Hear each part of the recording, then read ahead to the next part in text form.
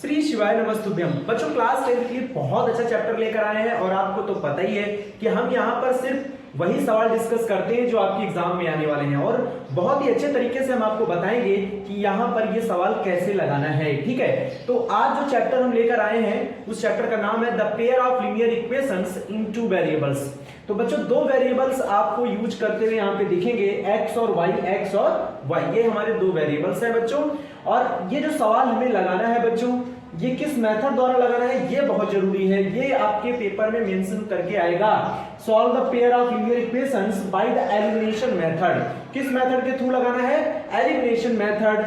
The given system of equations is, अगर system of equations हमारे पास given हो तो हम पेयर ऑफ लीनियर इक्वेशंस का जो सवाल होता है उसको एलिमिनेशन मेथड के थ्रू कैसे लगाएंगे।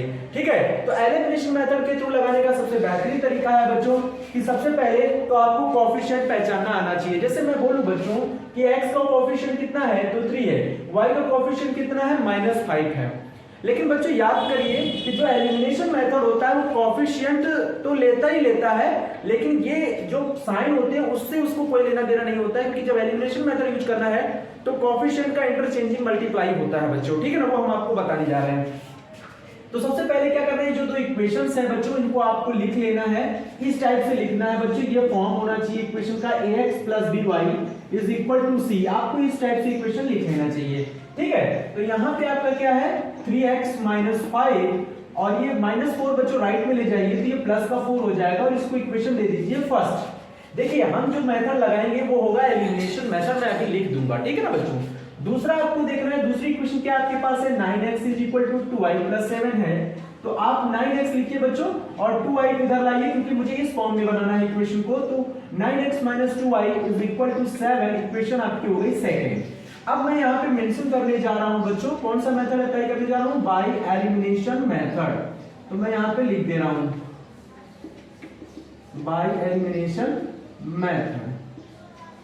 तो बाय एलिमिनेशन मेथड में क्या होता है बच्चों ये जान लीजिए, क्योंकि मेथड तो आपको सब्स्टिट्यूशन भी आना चाहिए, एलिमिनेशन भी आना चाहिए, क्रॉस मल्टीप्लिकेशन मेथड भी आना चाहिए। ठीक है, तो यहाँ पे जो एलिमिनेशन मेथड है उसको कैसे करते हैं, उसके लिए बच्चों आपको क्या करना होता है, किसी भी वेरिएबल चाहे x के वेरिएबल को चाहे y के वेरिएबल के जो कोएफिशिएंट होते हैं बच्चों उसको इक्वल कर लिया जाता है। उसको क्या कर लिया जाता है, इक्वल कर लिया जाता है, उसके बाद इक्वेशन को सॉल्व किया जाता है। अब आप देख सकते हैं यहाँ x का कोएफिशिएंट 3 है और यहाँ पे x का कोएफिशिएंट 9 है और इधर y का कोएफिशिएंट 5 है और यहाँ y का कोएफिशिएंट 2 है। तो मुझे जो इजीली लगता है बच्चों, जो आसानी से प्राप्त किया जा सकता हो कोएफिशिएंट में किसी का, मतलब उस वेरिएबल के जो कोएफिशिएंट होता है उसमें किसी नंबर से इनटू करके अगर मैं दूसरे इक्वेशंस के वेरिएबल का जिस वेरिएबल को आप सेम करना चाहते हो उसके कोएफिशिएंट को अगर वो मिल जाता है, इजीली मिल जाता है, देन आपको वही करना चाहिए बच्चों। ठीक है, तो जैसे हम यहाँ पे देख सकते हैं अगर हम x का कोएफिशिएंट, अगर हम x के वेरिएबल के कोएफिशिएंट को इक्वल कर रहे हैं तो आप x पे फोकस करिए, अगर आप y के कोएफिशिएंट को इक्वल करना चाहते हो तो आप y पे फोकस करेंगे। ठीक है, तो यहाँ पे मैं x के कोएफिशिएंट को बराबर करने का प्रयास करूंगा बच्चों, क्योंकि मुझे वो इजीली लग रहा है कि वो इजी आसानी से जो है बराबर हो जाएगा, इक्वल हो जाएगा। कैसे? देखिए बच्चों यहाँ पे x का कोएफिशिएंट 3 है, यहाँ x का कोएफिशिएंट 9 है। मैं अगर इस इक्वेशन में 3 से मल्टीप्लाई कर दूं तो ये भी तो 9x लिख जाएगा। और यही तो एलिमिनेशन मेथड कहता है कि किसी एक वेरिएबल के कोएफिशिएंट को आप इक्वल करके एडिंग सब्ट्रैक्टिंग कर लीजिए और आपका मान प्राप्त हो जाएगा। तो चलिए बच्चों हमें क्या करना है कि जो फर्स्ट इक्वेशन है उसमें हमें किस नंबर से मल्टीप्लाई करना चाहिए, 3 नंबर से। तो यानी 3 से हम मल्टीप्लाई कर लेते हैं। अब देखिए तो 9x हो जाएगा, यहाँ 15 हो जाएगा, यहाँ पे आपका 12 हो जाएगा। लेकिन बच्चों 9x और 9x तो दोनों प्लस है ना, तो ये कटेंगे कैसे जब तक आप माइनस नहीं करेंगे। तो ये ध्यान रखना बच्चों। अब हमें इस इक्वेशन में किसी भी नंबर से मल्टीप्लाई करने की जरूरत नहीं है, लेकिन अगर आपको लगता है कि यार ऐसा कोई नंबर नहीं है जिससे x और x की जो कोएफिशिएंट है वो एक ही नंबर से मैंने यहाँ मल्टीप्लाई किया मुझे मिल गया, लेकिन अगर आपको ऐसा ना लगे तो आप क्या करिएगा, ना इसके कोएफिशिएंट का उसमें मल्टीप्लाई करिएगा और उसके कोएफिशिएंट का इसमें मल्टीप्लाई करिएगा, आपका इक्वल हो जाएगा। आप देख सकते हैं जब मैं 9 का इसमें मल्टीप्लाई करूंगा तो 27 आएगा और जब 3 का मैं इसमें मल्टीप्लाई करूंगा तो भी 27 आएगा। इसका मतलब ये भी एक तरीका है बच्चों। ठीक है ना, तो ये चीज ध्यान रखिएगा। अभी हम 9 का इसमें नहीं कर सकते, 3 का इसमें इसलिए नहीं कर सकते बच्चों क्योंकि इजीली जब वो नंबर मिल जा रहा है किसी पर्टिकुलर इक्वेशन में मल्टीप्लाई करने से तो फिर आगे आपको ये इसके कोएफिशिएंट का उसमें उसके कोएफिशिएंट का इसमें करने की जरूरत नहीं होती है, तो ये ध्यान रखिएगा। तो फर्स्ट इक्वेशन में हमने 3 से मल्टीप्लाई किया और उसको क्या किया, सब्ट्रैक्ट कर दिया सेकंड इक्वेशन के साथ बच्चों, सब्ट्रैक्ट कर दिया सेकंड इक्वेशन के साथ। कैसे, क्योंकि ये दोनों ही प्लस हो जाएंगे और अगर ये दोनों एक प्लस और एक माइनस हो जाएगा तो वो वैल्यू 0 हो जाएगी, ठीक है ना।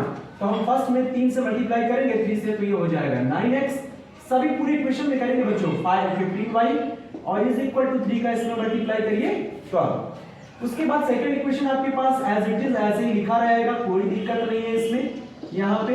और आपने साफ साफ लिखा है कि मैं सब्ट्रैक्ट कर रहा हूँ, फर्स्ट से सेकंड को क्या कर रहा हूँ, सब्ट्रैक्ट कर रहा हूँ। तो बच्चों यहाँ प्लस है तो यहाँ माइनस हो जाएगा, साइन के नीचे साइन लगाकर अगर साइन माइनस है तो प्लस कर दीजिए और प्लस है तो माइनस कर दीजिए। याद रखिए तभी करिएगा जब सब्ट्रैक्ट कर रहे हैं, अगर आप ऐड कर रहे हैं तो किसी भी मतलब यहाँ पर वैल्यू का साइन चेंज नहीं होगा, ये ध्यान रखिएगा। अगर ऐड करेंगे तो साइन चेंज नहीं करते हैं, लेकिन अगर सब्ट्रैक्ट करेंगे तो आपको साइन बदल देना है, ठीक है। तो ये प्लस था तो ये माइनस, माइनस के नीचे आप लगाइए प्लस और प्लस के नीचे लगाइए माइनस, यहां मत लिखिएगा, इस जगह लिखिएगा, क्योंकि एक साइन के नीचे साइन लगाना होता है, ठीक है। तो आप क्या करेंगे, आप देख सकते हैं वैल्यू ये कटेगा बच्चों, 9x में 9x घटेगा तो 0, माइनस का 15y में से 2y प्लस का 2y माइनस हो जाएगा तो बच्चों बचेगा कितना, माइनस का 13y, ठीक है। और 12 में 7 जाएगा तो कितना बचेगा 5, कितना बचेगा बच्चों 5। तो हमें यहाँ से y निकालना है बच्चों, तो मैं y निकाल लेता हूँ, y इज इक्वल टू ये माइनस 13 अपॉन में आ जाएगा तो 5 अपॉन 30 और माइनस को मैं यहाँ लगा दूंगा। उम्मीद है आपको y का मान मिल गया होगा।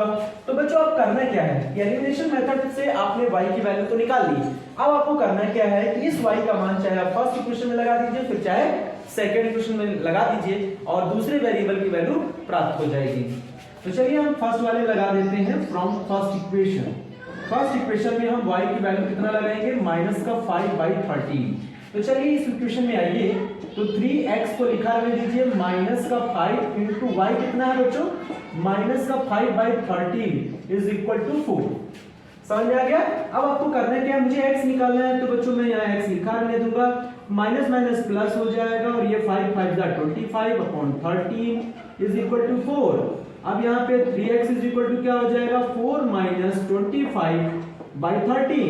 अब बच्चों इसको थोड़ा सॉल्व करेंगे, एलसीएम आएगा, देखिए 13 यहाँ पे आप लिख लीजिए, 13 4 जा होता है 52 माइनस, और यहाँ पे बताइए कितना हो जाएगा, 25 भी रहेगा बच्चों, यहाँ 25 लिखेंगे तो आप देख सकते हैं 3x कितना आ जाएगा, 52 में से 25 माइनस करिए, 52 में से 25 माइनस करिए, 12 में 5 जाएगा 7 और 4 में 2 जाएगा 2 और नीचे आपका है 13।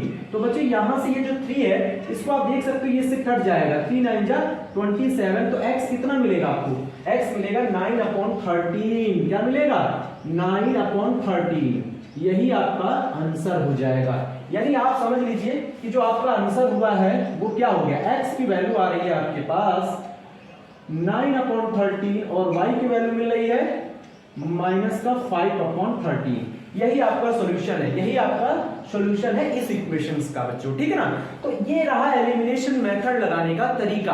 अब अगला जब हम आएंगे तो उसमें आपको बताएंगे, उस वीडियो में आपको हम सब्स्टिट्यूशन मेथड बताएंगे, ठीक है ना बच्चों। तो इसको अच्छे से नोट कर लीजिएगा और जो भी इक्वेशन होगा बच्चों इसी तरह से आपको लगाना है, x और y के कोएफिशिएंट में किसी एक को इक्वल कर लीजिए, ये नहीं हो रहा है तो उसके कोएफिशिएंट का उसमें और उसके कोएफिशिएंट का इसमें, मतलब उसके x के कोएफिशिएंट का मल्टीप्लाई इसमें या इसके x के कोएफिशिएंट का मल्टीप्लाई उसमें कर दीजिए, सिंपली सॉल्व हो जाएगा, ठीक है ना बच्चों। तो इसको नोट कर लीजिए, थैंक यू।